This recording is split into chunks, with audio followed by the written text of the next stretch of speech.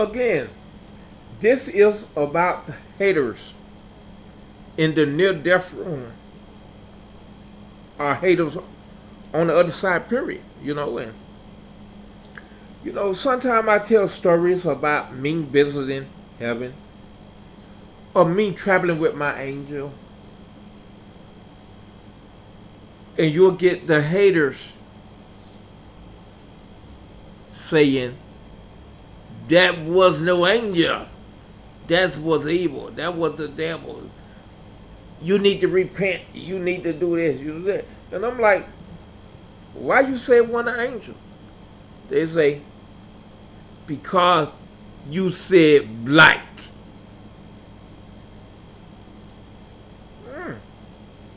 So there can't be no black angel? Is y'all that racist? When they tell me, when I say I go to this place in heaven, or I visit the children playground, that wasn't the children playground. That was a deception by the devil. You sold your soul. How can the devil let me into heaven? You can't be deceived by spirit. In spirit form. When you hear the Bible talk about deception, they talking about your friends, your family, your neighbors, your co-workers, your classmates. You can only be deceived in the physical form. Once you enter spirit form, there's no deception. You know the truth. Once you come out your body, once you in spirit form. Can't nobody fool you that they God in the spirit form. Can't nobody fool you they Jesus in the spirit form. Now that you in heaven.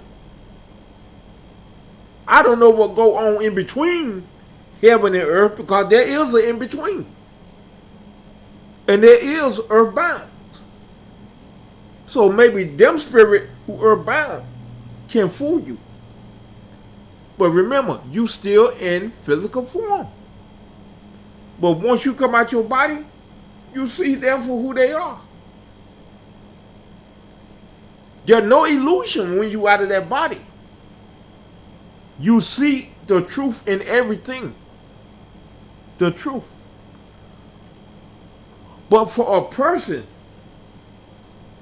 to try to convince a person who just lost their husband, who just lost their wife, who just lost their child, who just lost their grandparent who raised them, who just lost their best friend, who just lost their pet, for you to try to convince them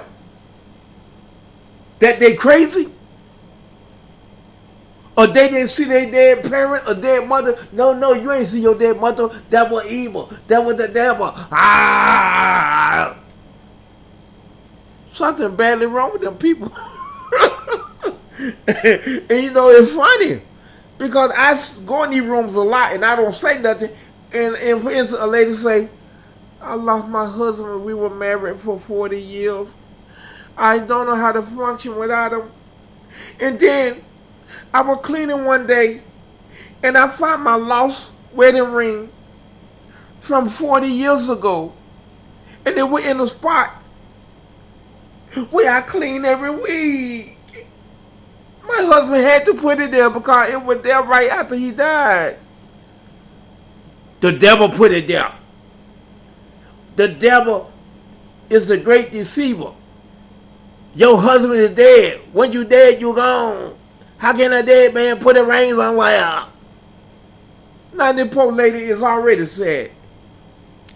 Now she thinking about, what a man mean doing the crazy, like she want to leave the planet. Because some nutcase who she never met before want to dance on her parade. Let people grieve, man. If you ain't got the good things to say, don't say nothing, or you gonna have points against you. That is the worst thing you can do. If somebody grieving and you try to make it worse instead of better. So you gonna go to the dark place dancing on somebody else's parade. How much hate is inside of you? Is a child grieving, a husband, a wife grieving, for you to say, nobody gonna contact you when you dead, you dead. Or somebody asks a question, will my mama come see me since she dead? And they say, everybody in the room say yes. She'll visit you in your dream. Sometimes you'll smell her cooking. Sometimes you'll hear her voice waking you up. That's just her letting you know that she's still around. But then you got these ones in the room. No. Nobody can answer that question. Nobody can answer that question. Nobody can answer that question. They having an orgasm. Telling somebody who grieving that when you dead, you dead. There is no afterlife. There is no reincarnation. What do you get out of it? I'm going to tell you what these people is. These people is pure evil. They have an evil soul, an evil spirit. You know, a lot of people got people thinking on the other side, oh, it's love. It's happiness. Everyone love each other. No, no, no, no. My angel say she been training me for millions of years for the final war. Good versus evil.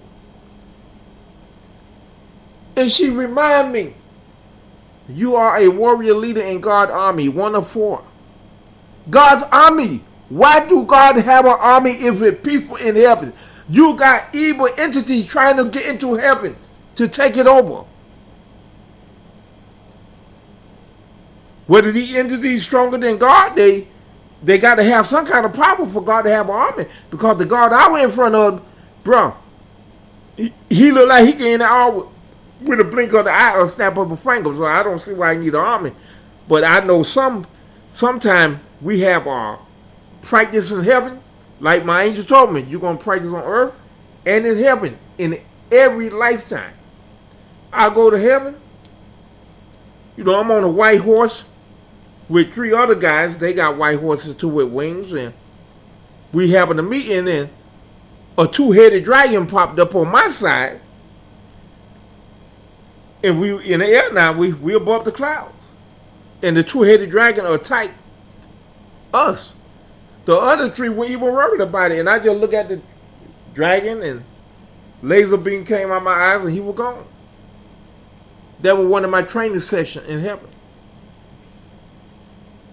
So don't say it's all love and all this and flower. No, dog, you have an evil element. Every good, there's a bad. Every bad, there's a good.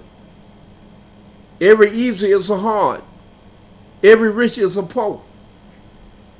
Every beauty queen, there's a hag. So, the same thing we dealing with him, we have to deal with on the other side. Maybe not in heaven, because heaven got the greater protection of anything there is. Because them 182 angels, they powerful.